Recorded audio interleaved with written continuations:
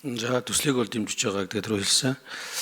Ер нь цааш та нэг бас анхаарах асуудал нь яг нэг зээлдэгчтэй холбоотой хувийн мэдээлэл өгж байгаа иргэдийн нөгөө мэдээлэл тодорхой хэмжээний өөрчлөлт орж байгаа тэрнийг хянах боломжийг олгох дээр бас нэлээд сайн анхаарч хэрэгтэй гэж бодож байгаа. Тийм учраас хөлийн төсөл дээр бас энэ талын мэдээлэл хангалттай орсон байна уугүй юу гэдэг.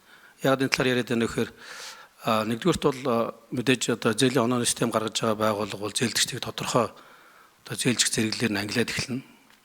Тэнгүүт одоо тухайн хүн маань одоо тухайн хүний одоо өгөгдлүүдээс хамаарат хит ялгаатай ялгуурлагдсан гадуурхагдсан байдлаар ч юм уу тэгж үнэлэгдэж болохгүй.